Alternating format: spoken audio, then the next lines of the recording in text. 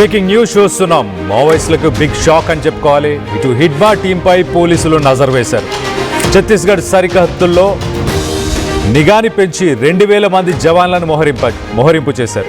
ఇటు బస్తర్ అడవుల్లో కూడా ఇటు డిఆర్జీ అలాగే సిఆర్పిఎఫ్ ఎస్టీఎఫ్ బలగాలను అక్కడ మోహరింపు చేసినట్టు తెలుస్తుంది. ఇటు హిడ్మాతో పాటు దేవా ఎర్రకేసా వీళ్ళ నాయకత్వంలో గెరిల్లా టీములు ఏవైతే పనిచేస్తున్నాయో వాటిని లక్ష్యంగా చేసుకొని ఆపరేషన్ చేస్తున్నట్టు తెలుస్తుంది. ఆపరేషన్ కగార్ ఇంకా కంటిన్యూ చేస్తున్నారు. ఇటు హిడ్మాని ఎట్టి పరిస్థితిలో పట్టుకోవాలి. ప్రాణాలతో పట్టుకుంటారా, ప్రాణాలు లేకుండా పట్టుకుంటారా చూడాలి. కానీ హిడ్మాకి సంబంధించిన టీమ్స్ని కూడా ఇప్పుడు టార్గెట్ చేస్తున్నారు. ఇటు దేవా అలాగే ఎర్రకేసా వీళ్ళ నాయకత్వంలో ఏవైతే గెరిల్లా టీమ్స్ ఉన్నాయో ఆ టీమ్స్ని పట్టుకునే ప్రయత్నం చేస్తున్నారు. ఇటు డిఆర్జీ, సిఆర్పిఎఫ్ అలాగే ఎస్టీఎఫ్ బలగాలు దాదాపు 2000 మందితోని ఈ అడవుల్ని చుట్టుముట్టినట్టు తెలుస్తుంది. సో మొత్తం మీద ఇప్పటిదాకా ఎంతోమంది మావోయిస్టులను పట్టుకున్నారు, కొంతమందిని చంపేశారు. చంపేసిన తర్వాత కొంతమంది లొంగిపోవడం జరిగింది. సో మొత్తం మీద ఇప్పుడైతే హిడ్మాని టార్గెట్ చేస్తున్నారు. అగ్రనేత అని చెప్పుకోవచ్చు. హిడ్మా ఒక రకంగా హిడ్మాని టార్గెట్ చేస్తున్నారు. హిడ్మాతో పాటు ఏవైతే స్పెషల్ టీమ్స్ ఉన్నాయో ఆ స్పెషల్ టీమ్స్ని కూడా టార్గెట్ చేస్తున్నట్టు తెలుస్తుంది. సో దీనికి సంబంధించి మరిన్ని వివరాలు తెలుసుకునే ప్రయత్నం చేద్దాం. అసలు ఎన్ని టీమ్స్ ఉన్నాయి, ఎక్కడ ఈ కూంబింగ్ జరుగుతుంది, ఎక్కడ ఈ ఆపరేషన్ జరుగుతుంది, ఆ వివరాలన్నీ తెలుసుకునే ప్రయత్నం చేద్దాం. మా ప్రతినిధి రవినాయక్ ఉన్నాడు. రవినాయక్తో మాట్లాడి తెలుసుకునే ప్రయత్నం చేద్దాం. రవినాయక్ చెప్పండి, దాదాపు 2000 మంది పోలీస్ బలగాలతో ఇప్పుడు ఈ ఆపరేషన్ని కండక్ట్ చేస్తున్నామని చెప్తున్నారు. సో ఇటు హిడ్మాని పట్టుకునే ప్రయత్నం చేద్దామనా, లేకపోతే హిడ్మా పక్కన ఉన్న ఏవైతే గెరిల్లా టీమ్స్ ఉన్నాయో వాటినే టార్గెట్ చేస్తున్నారా ప్రస్తుతానికి? ఎస్ కళ్యాణ్, మనం ఈ అంశం కనుక పూర్తి వివరాల్లోకి వెళ్తే ఇప్పుడు ఆ కేంద్ర రాష్ట్ర బలగాలకు హిడ్మానే ప్రధాన టార్గెట్ గా కొనసాగుతున్న పరిస్థితి. అబూజ్మాడ్ ప్రాంతంలో అంటే నారాయణపూర్, కాంకేర్, అదేవిధంగా దంతెవాడ ప్రాంతంలో ప్రధానంగా ఏజెన్సీలో ముఖ్యంగా హిడ్మానే టార్గెట్ గా ముందుకు వెళ్తున్న పరిస్థితి కనబడుతుంది. దాదాపుగా 2000 నుంచి 5000 వరకు సైన్యాన్ని మోహరించిన పరిస్థితి. అంటే బిఎస్ఎఫ్ కావచ్చు, ఎస్టీఎఫ్ కావచ్చు, డిఆర్జీ కావచ్చు, ఈ ప్రధాన బలగాలతో ఇటు భారీ కూంబింగ్ చేస్తున్న పరిస్థితి. అయితే ప్రధానంగా మాడ్ ప్రాంతంలో ఇప్పటికే హిడ్మా ఉన్నట్టు కొంత ప్రాథమిక సమాచారానికి వచ్చిన పరిస్థితి. అయితే ఇప్పటికే కొంత మేరకు టెక్నాలజీని వాడుతున్న పరిస్థితి. అంటే ఎన్ఐఏ చెప్తున్న సమాచారం ప్రకారం కావచ్చు, ఇంటెలిజెన్సీ చెప్తున్న సమాచారం కావచ్చు, ఎవరైతే మోస్ట్ వాంటెడ్ గా ఉన్నారో, ఎవరైతే ఇప్పుడు పార్టీలో చీలిక ఏర్పడ్డ తర్వాత కొంత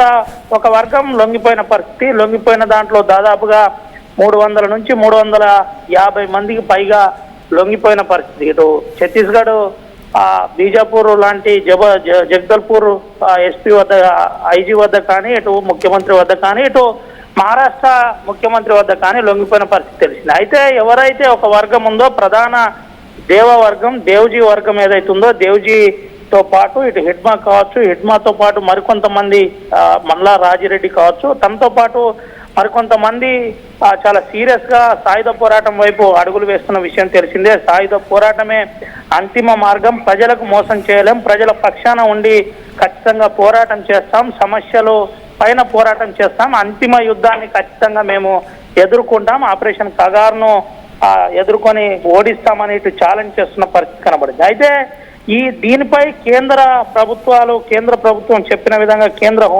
హోంమంత్రి అమిత్ షా కావచ్చు, అమిత్ షాతో పాటు రాష్ట్ర ప్రభుత్వం కావచ్చు, ఛత్తీస్గఢ్ రాష్ట్ర ప్రభుత్వం చాలా సీరియస్ గా కదలికల పైన ప్రధానంగా మానిటరింగ్ చేస్తున్న పరిస్థితి. కదలికలు ఎవరెవరు ఏ ప్రాంతాల్లో ఉన్నారో, అసలు ఎన్ని టీంలు ఉన్నాయి ఏంటి అనే కోణంలో కొంత సరెండర్ అయిన మావోయిస్టులతో అంటే జనజీవన స్రవంతిలో కలిసి అయిన మావోయిస్టులతో సమాచారాన్ని సేకరిస్తున్నారు. సమాచారం సేకరించిన అనంతరం ఇటు ప్రధానంగా బలగాలను మోహరిస్తున్న పరిస్థితి, కూంబింగ్ నిర్వహిస్తున్న పరిస్థితి కనబడుతుంది. అయితే ఇటీవల కాలంలో 2 రోజుల క్రితం నేరుగా 4వ తేదీ రోజు ఎన్కౌంటర్ జరిగింది. ప్రాథమికంగా 3 చనిపోయినట్టు తెలిసింది. దాని అనంతరం మరో 4 చనిపోయినట్టు 5వ తేదీ రోజు ప్రకటించిన పరిస్థితి. అంటే ఓవరాల్ గా 7 చనిపోయినట్టు, ఆ ప్రాంతానికి సంబంధించిన కొంతమంది చనిపోయినట్టు, ఆ ఏరియాకు సంబంధించిన కమాండర్తో పాటు డిప్యూటీ కమాండర్ చనిపోయినట్టు ప్రాథమికంగా చెప్పిన పరిస్థితి. కానీ ఇప్పటి వరకు అఫీషియల్ గా పోలీసులు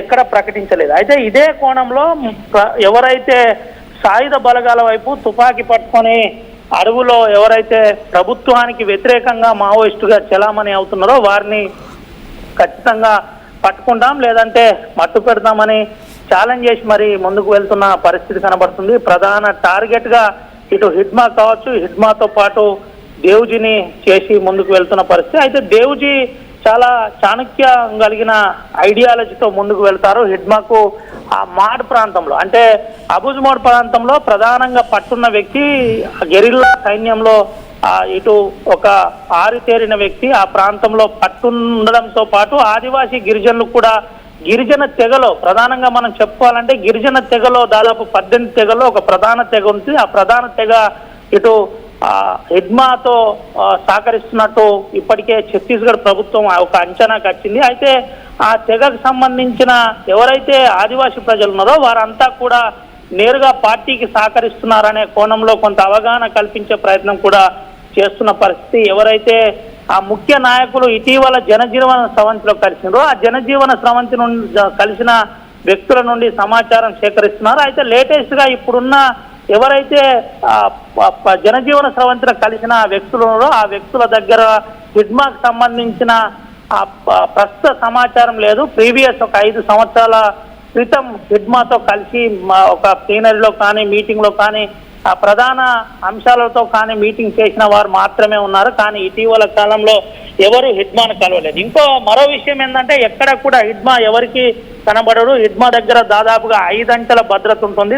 ఒక అంచెలో 5 అంచెల భద్రత ఉంటుంది. ఆ 5 అంచెల భద్రతను దాటుకొని వెళ్ళడానికి ప్రధానంగా ఆ సమయం పడుతుంది. అయితే అంత జాగ్రత్తగా ఉండే హిడ్మాను పోలీసులు పట్టుకుంటారా, పోలీసులు తనపై అటాక్ చేసే పరిస్థితి ఉందా అనే కోణంలో కూడా ప్రధానంగా చాలా జాగ్రత్తగా మానిటర్ చేస్తున్న పరిస్థితి. ఎట్టి పరిస్థితుల్లో ఆ వేల సంఖ్యలో సైన్యాన్ని మోహరిస్తున్నారంటే హిడ్మా ఎంత చాకచక్యంగా ఎంత బలంగా ముందుకు వెళ్తున్నాడో తెలిసిందే. అయితే ఇటీవల కాలంలో హిడ్మా కూడా ఇటు బిఎస్ఎఫ్ క్యాంపుపై ప్రధానంగా తన టీము దాడి చేసిందని ఒక ప్రచారం జరిగింది. ఆ ప్రచారంలో ఇప్పటి వరకు ఒక క్లారిటీ అయితే రాలేదు. అయితే కర్యగుట్ట ప్రాంతంలో ఇదంతా జరిగిందని ఆ భీకర ఎదురుకాల్పులు జరిగాయి. ఇటు ఛత్తీస్గఢ్ తెలంగాణ బార్డర్, తెలంగాణ మహారాష్ట్ర బార్డర్, ఈ 3 బార్డర్ సరిహద్దులైనటువంటి కర్యగుట్టలో అన్నోన్ హిల్స్ అని పిలుస్తారు. అటు మాడు ప్రాంతంలో కూడా అన్నోన్ హిల్స్ ఉంటాయి. ఈ అంశంలో చాలా జాగ్రత్తగా చాకచక్యంగా ఇటు పోలీసులు కూడా ముందుకు వెళ్తున్న పరిస్థితి కనబడుతుంది. అయితే ఆ కేంద్ర హోంమంత్రి పెట్టిన డెడ్ లైన్ ప్రకారం ఇటు 2026లోగా అంతం చేస్తామన్నట్టు ఎవరు చెబుతున్నారో దీన్ని స్పీడప్ చేసే ప్రయత్నం ఇప్పుడు కేంద్ర ప్రభుత్వం మొదలుపెట్టింది. అయితే ప్రధానంగా హిడ్మానే టార్గెట్ గా ముందుకు వెళ్తున్న పరిస్థితి. ఇటు తెలంగాణ ప్రాంతంలో సరెండర్ అయిన పుల్లూరి ప్రసాదరావు కావచ్చు, చంద్రన్న కావచ్చు, కొంత ప్రధాన అంశం చెప్పే ప్రయత్నం, బండి ప్రకాష్ ప్రధాన అంశం హిడ్మా గురించి ఇంటర్వ్యూలో మాట్లాడుతూ మీడియాతో మాట్లాడుతూ ఒక విషయం చెప్పే ప్రయత్నం చేశారు. అటు ఆ ప్రాంతంలో ఆదివాసీ ప్రాంతంలో ఛత్తీస్గఢ్ మాడ్ ప్రాంతంలో హిడ్మా అంటే ఒక ప్రత్యేకమైన నమ్మకం ఉంటుంది. ఆ ప్రాంతంలో గెరిల్లా సైన్యానికి హిడ్మాది పెట్టింది పేరు కాబట్టి తను చాలా జాగ్రత్తగా ముందుకు వెళ్తున్నారు. ప్రజల పక్షాన పోరాటం జరుగుతుందని చెబుతున్న పరిస్థితిలో ప్రస్తుతం కేంద్ర బలగాలు ఎస్టీఎఫ్ తో పాటు డిఆర్జీ కావచ్చు, బిఎస్ఎఫ్ బలగాలు ముందుకు వెళ్తున్న పరిస్థితి. అబూజ్మండ్ అడవులను జల్లెడ పడుతున్న పరిస్థితి కనబడుతుంది. ఇంత జరిగినా ఎక్కడ హిడ్మా ఏంటి అనే కోణంలో కొంత రాడార్ సహకారంతో ఇంటర్నెట్ నెట్కు సంబంధించిన ఛాయాచిత్రాల సహకారంతో కొంత ముందుకు వెళ్తున్న పరిస్థితి అయితే కనబడుతుంది. Kalyan. Right Ravinayak, thanks for the latest update. ఇటు టెక్నాలజీని వాడుకుంటూ అంటే డ్రోన్స్ కావచ్చు, రేడార్స్ కావచ్చు, అలాగే హెలికాప్టర్స్, మోడర్న్ టెక్నాలజీ అంతా యూజ్ చేసైనా ఖచ్చితంగా హిడ్మాని పట్టుకుంటాం, అలాగే 2026 లోపల ఖచ్చితంగా మావోయిజం అనేది లేకుండా చేస్తాము ఇండియాలో అని చెప్పేసి ఈ సెంట్రల్ హోమ్ మినిస్టర్ చెప్పుకొస్తున్నారు. సో మొత్తం మీద వీళ్ళకి దొరకకుండా ఈ భద్రతా బలగాలు ఇటు డిఆర్జీ, సిఆర్పిఎఫ్, అలాగే ఎస్టీఎఫ్ ఈ బలగాలకి దొరకకుండా హిడ్మా అయితే ఇన్ని సంవత్సరాలు ఉన్నాడు. ఇప్పుడు కూడా ఆయనను పట్టుకోవడం కష్టమే అని చెప్పేసి చెప్పుకొస్తున్నారు. ఆయన దగ్గర 5 folds of security, 5 different types of security ఉంటుంది. వాటన్నిటిని దాటుకొని ఆయన దాకా చేరుకోగలుగుతారా లేదా? ఇప్పుడు ఎంత ఆపరేషన్ కగార్లో దాదాపు 2000 మంది బలగాలని ఇప్పుడు ప్రత్యేకంగా ఇటు హిడ్మాని పట్టుకోవడానికి ఆయనపై ఇన్వెస్ట్ చేస్తుంది సెంట్రల్ గవర్నమెంట్ అని మనం చూడొచ్చు. కానీ ఆయన అన్నోన్ ప్లేసెస్, కొన్ని అన్నోన్ హిల్స్ ఉన్నాయి, ఎవరికి తెలియని ఏరియాస్లో ఆయన తిరుగుతుంటాడు, ఆయనను పట్టుకోవడం కష్టమే అని చెప్పేసి కొంతమంది చెప్పుకొస్తున్నారు. సో మొత్తం మీద ఉత్కంఠం అయితే నెలకొంది. 2026 లోపల మరి ఏం జరగబోతుంది? ఇటు హిడ్మా లాంటి ఒక అగ్రనేత ఆయనను పట్టుకోవడం అంత ఈజీగా, అంత ఆషామాషి కాని విషయం కదా. సో దీనిపై ఎలా ఉండబోతుంది అనేది రానున్న రోజుల్లో ఆర్టీవీ మీకు ఎప్పటికప్పుడు రెగ్యులర్ అప్డేట్స్ ఇచ్చే ప్రయత్నం చేస్తుంది. దీనిపై మీరేమనుకుంటున్నారు? మీ అభిప్రాయాలను కింద కమెంట్ రూపంలో తెలియపరచండి. ఇటు హిడ్మాను భద్రతా బలగాలు పట్టుకుంటాయా లేవా అన్న దానిపై మీ అభిప్రాయాలను కింద కామెంట్ రూపంలో తెలియపరచండి.